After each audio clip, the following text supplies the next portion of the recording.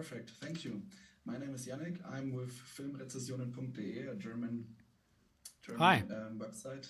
Thank you for your time. Thanks for having me. Of course. Thanks for having me. You stated you were not immediately interested in following up your film Invisible Man with Wolfman.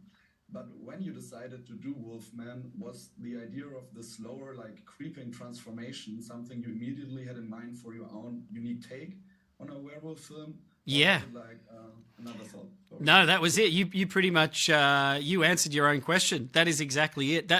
That was. It wasn't that I disliked the Wolfman. I love the Wolfman character. It was more that, you know, when you finish a movie in a certain genre, my instinct is always, okay, I'm going to pivot and try something different. And but that exact idea that you mentioned is what really made me stick to this project. This idea of slowing down the transformation and taking it step by step, and maybe presenting something people haven't seen before with this character. Interesting.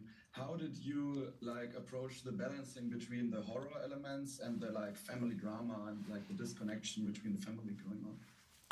Well, it's an interesting balancing act when you're writing, because you're just calibrating things in your own mind. You sort of have to have this inner metronome when you're writing, where you read your script, you read your own work. And I was co-writing this with my wife, Corbett, so we would read each other's work, and you just have to be your own barometer and say, like, okay, I'm feeling that we're leaning too heavily on the family drama. Let's see, you know, you're just measuring it.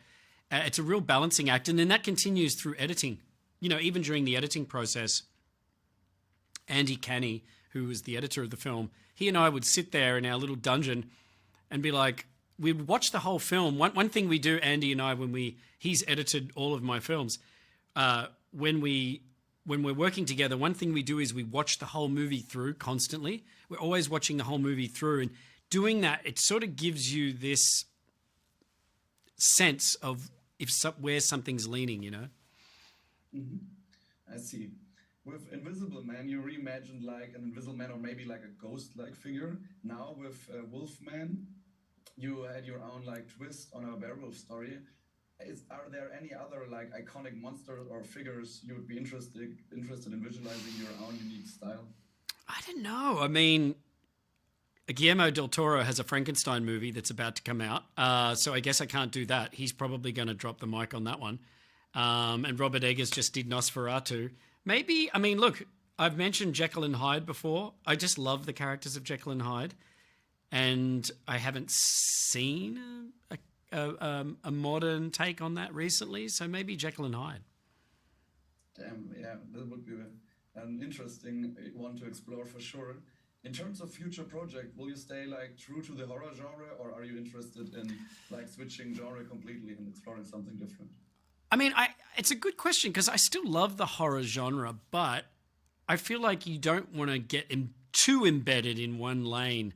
You know, plenty of filmmakers have done one thing successfully, and, you know, the old John Ford line, I make Westerns, and, you know, John Carpenter was obviously known for making horror films and genre films, and so it's not that I would be,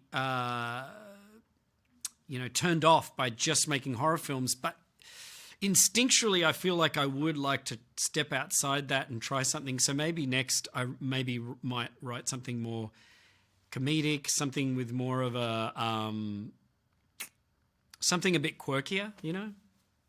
Yes, I'm very much looking forward to this. Yeah. That would be all for me. Thank you you so much for your time. I had a blast. Thank you very much. Thanks for talking to me. Thank you.